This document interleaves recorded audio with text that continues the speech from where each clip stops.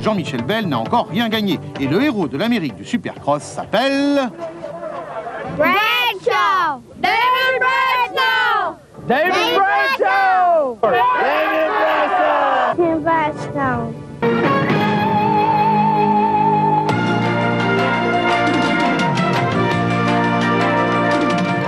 ESPN, the world leader in motorsports coverage, presents Speed World.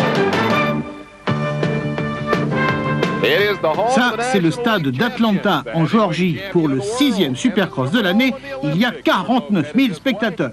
Atlanta, Georgia, hosting round 6 of the Camel Supercross Series. Ça, ce sont les deux barbus commentateurs du Supercross. Il y en a un qui dit toujours « Ah là là, Jean-Michel ne met pas un pied devant l'autre alors que Bradshaw est génial ».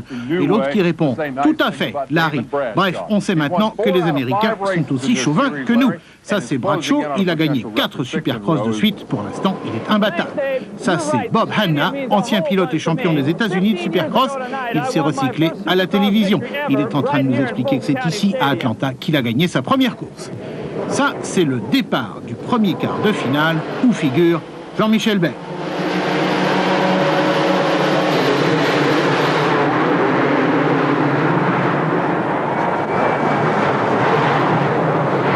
Jean-Michel est relativement bien parti, 3e, derrière Stanton et Jeff Ward.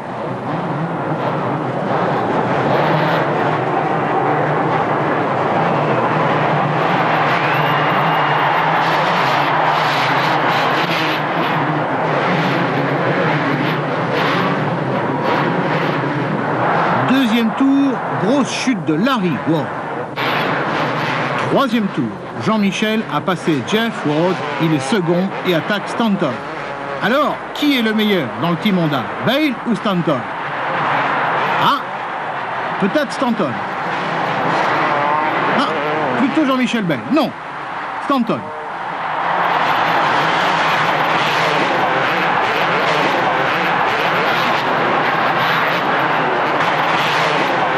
Bell revient. Serait-il le meilleur? Non, finalement, c'est Stanton. En tout cas pour l'instant.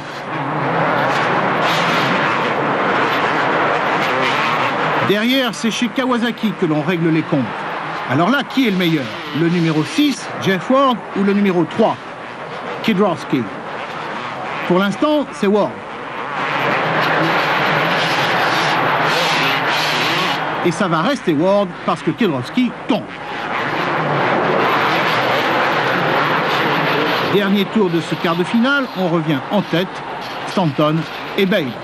Alors que l'on est en train de dépasser des attardés, attention, voici du très très beau Supercross.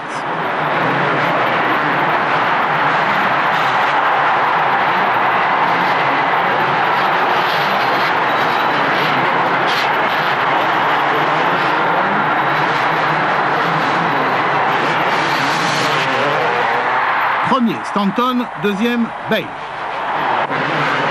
Second quart de finale, Matiasevich, numéro 9, et Damon Bradshaw, numéro 4, sont en bagarre. Attention, monsieur Bradshaw se fait jeter. C'est un fait rarissime. Matiasevich est donc vainqueur, Bradshaw, troisième. Ça, c'était pendant la course. Mais juste après la course, règlement de compte. Matiasevich, j'y peux rien, moi. Et Bradshaw, toujours égal à lui-même, veut casser la gueule à tout le monde. Il faut qu'on le retienne. Bon, finalement, tant qu'ils se tapent dessus entre Américains, ça profite à qui vous savez.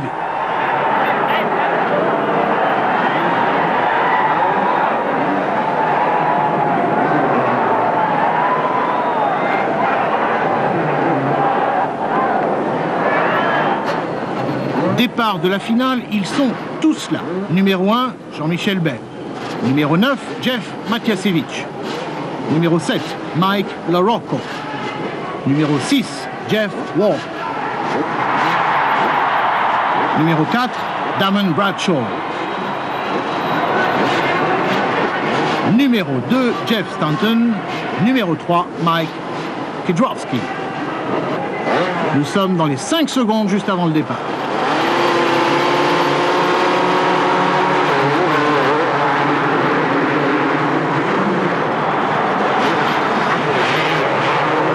Jean-Michel Bell est parti en tête alors que Macmillan est tombé.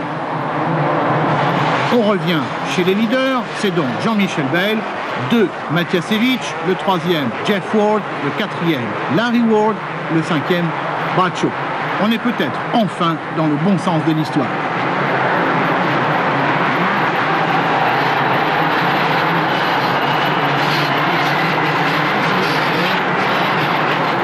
Troisième tour, Bradshaw passe Matiasevich, il est second derrière Jean-Michel Bell. Voilà le grand moment attendu depuis le début de la saison, l'affrontement au sommet entre le champion et son challenger. L'enjeu est simple. Depuis le début de l'année, Bradshaw a gagné 4 fois, Bale 0 fois. On court pour gagner, on court pour l'histoire et enfin on court pour casser l'autre, le moral et si possible le reste.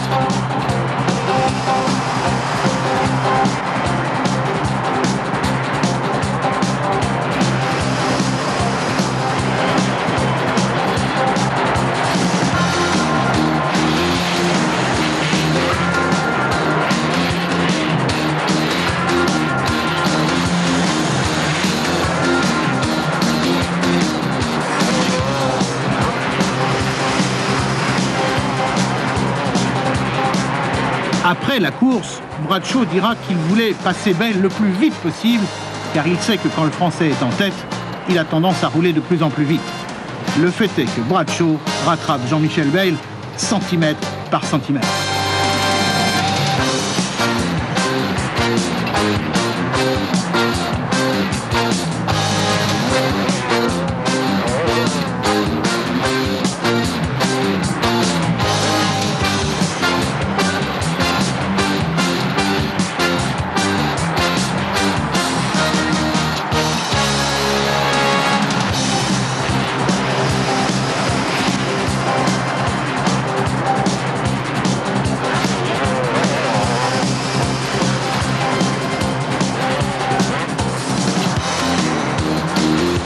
Au bout d'un tour de bagarre, Bradshaw est pratiquement dans les roues de Jean-Michel Bell.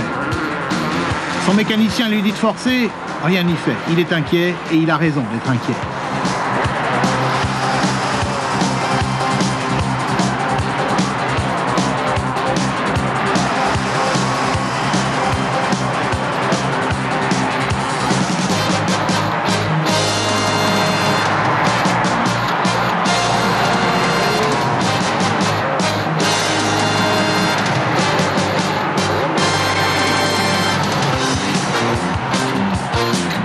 Cela fait pratiquement 3 tours que Jean-Michel Bell résiste à la furia de Bradshaw et il sent qu'il ne va plus le tenir longtemps.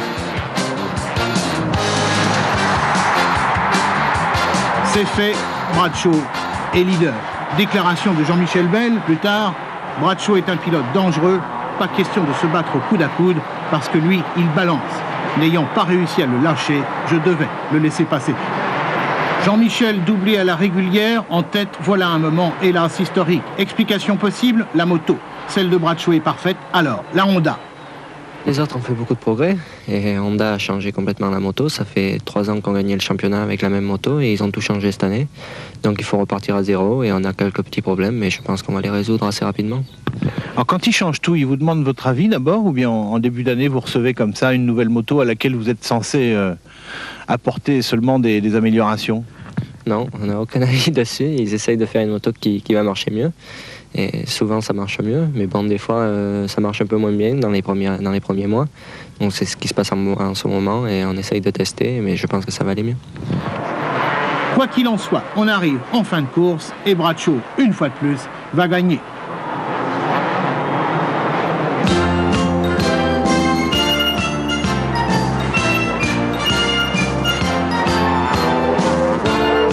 Les pessimistes diront que si Bell s'est fait passer à la régulière, il ne gagnera plus jamais devant Bradshaw.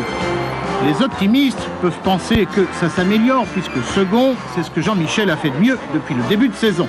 D'ailleurs, au classement général, Bell a pris la 2e place derrière Bradshaw, mais devant Stanton. Enfin, les spécialistes se souviendront que Bradshaw a toujours eu des débuts de saison en fanfare, mais des fins de saison difficiles. Tout de même, alors que l'on est dans le dernier tour, Damon Bradshaw vole vers sa 5e victoire d'affilée. Il égale donc le record de Ricky Johnson et Bob Hanna. Sacré pilote.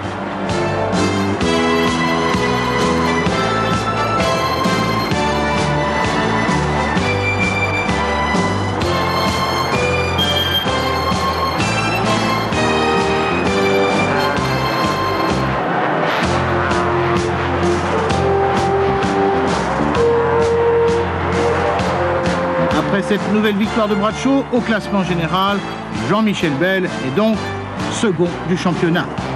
C'est bien, mais il est à 24 points